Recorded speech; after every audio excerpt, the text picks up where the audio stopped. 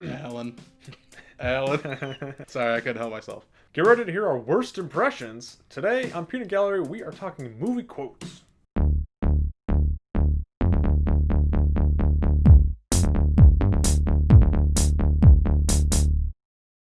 Dotson! We got Dotson here! Don't get cheap on me, Dotson. In that same scene, I always like to point out, the taxi driver has to get out, shut the door, and he gets on the knees in the background.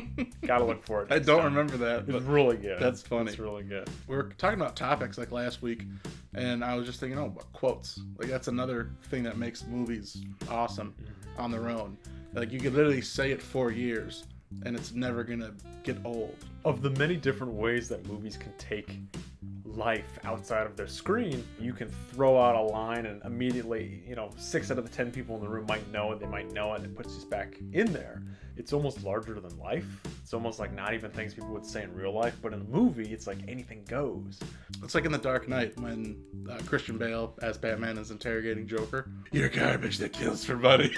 My friend in college, we used to tell each other that just for no reason at all. You know how I got these scars? No. But I know how you got these. In Batman Begins, the first one, he steals the falafel from the guy. I have kids to feed. What? I don't like falafel. Do I look like a cop? Swear to me. Swear to me. Superheroes and action movies definitely have the one-liners like on tap. I mean, anything Arnold Schwarzenegger. The delivery of a line typically has it pitched. I mean, you think about like The Shining, Christian Bale's Batman, obviously that kind of ruffled, like guttural voice. Yeah. Here's Johnny. At the heart of it, you have a scene that you remember for better or for worse. And then there comes some dialogue line.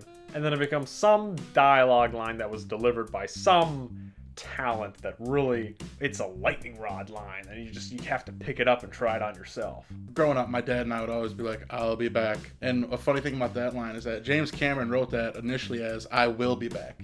And I guess him and Arnold had like kind of like a somewhat serious argument on set about that. And Arnold goes, no, it sounds cooler that I'll be back. And he said once he heard it after initially, he was like, wow, that actually is better. And they kept it. Just saying it now, like, I will be back. It just sounds dumb. It doesn't sound right. What year is it? The year! Give me your clothes. Clothes, boots, and your motorcycle. Hey, you can't do that in here. Wrong.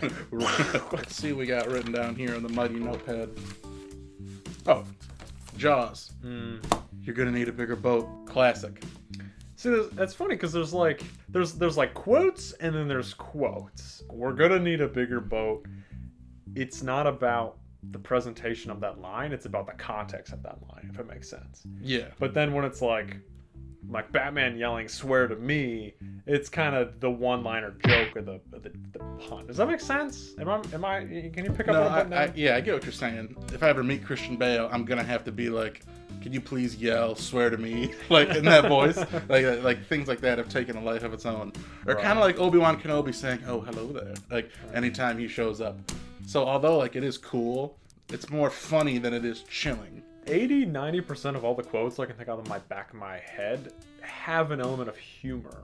The Josie Wales, you ever seen Josie Wales? Outlaw Josie Wales, Clint Eastwood? He like his Southern Confederate like commander is talking to the North, and he basically he thinks the Northern guy's lying to him, and he says, "Don't piss on my back and tell me it's raining." That is kind of funny though.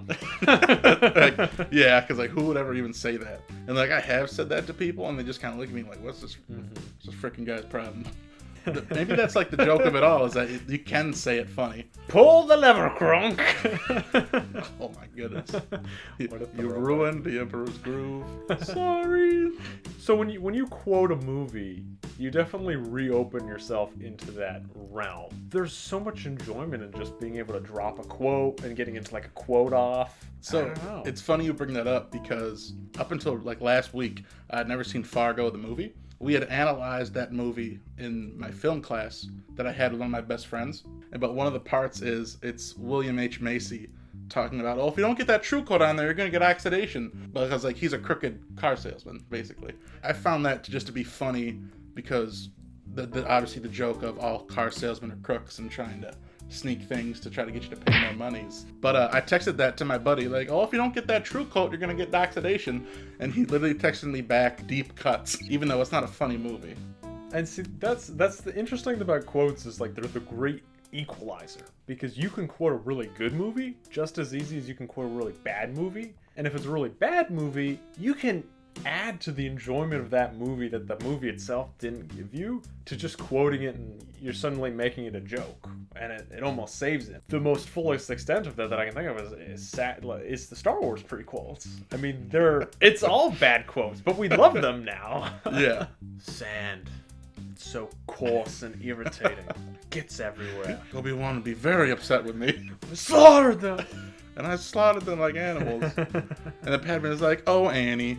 I'll say another good iconic quote is like from the Karate Kid series. Mm-hmm. Is like, everybody knows wax on, wax off. Everybody. Well, I mean, that was a slogan before too, so it's like a quote of a quote. It's quoteception. Ooh. So you have a quote, and we all love quotes. Quotes are kind of made unique by the people who present them, the movies they're in, and the context they hold. And then you have to realize that quotes then bring extra life to movies, good and bad, whatnot. So why do we care? Why do we quote? Where's the enjoyment come from? Is it the knowledge of movie? Is it connectivity? Is it just because they're really funny and we like living in the moment? I would say it's all of those things. Obviously, that's kind of a bit of a cop-out answer, but I guess my personal favorite is when you can add to like the flavor and just the fun of whatever you're doing with the people around you. We've talked about the great outdoors so many times. We always talk about like our camp. I go up there and I walk in. I'll just be like, anybody home? And then I know for a fact someone's gonna be like, ah. Like, I know that quote's coming. And I hope it happens forever because I love it and it's hilarious and perfectly wrapped up from childhood to our grandpa showing us the movie to having those experiences at camp to even just like a stupid car ride where no one's really saying anything and you throw a silly quote out there and then it's like, oh, conversation for the next 2 hours or however long that we're going for. So it's almost like a way not for the movie to step into our world, but for us to step into the movie's world. You know, when you walk into camp and ask if anyone's home, you've essentially set our camp as the camp in the film Great Outdoors, and suddenly we're all in that scene, and it kind of embodies that feeling. Like, we've tried to explain to our grandpa you can't have hot dogs for every meal at camp. I think I'm hot dogged out. Roasting over the fire is the pro tip. It really does make a difference. Agreed. I'll settle for that. Another quote to go on with like the somewhat of a bad movie, or like shoot him up. Or when he kills the guy with the carrot, eat your vegetables.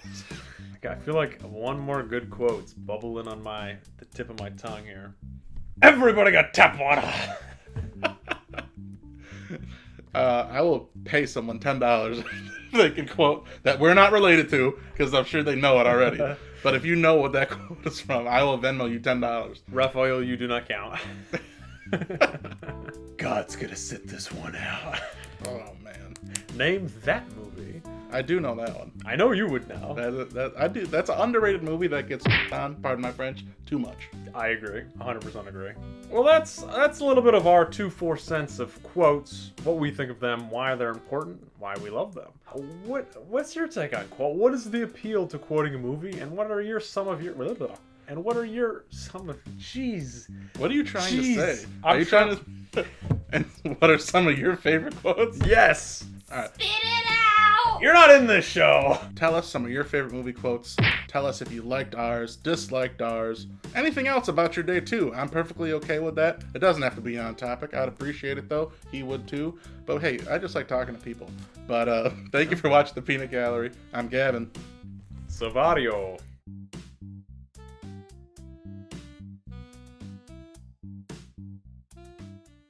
I can't speak. It was almost like Courage the Cowardly. Muriel! Muriel!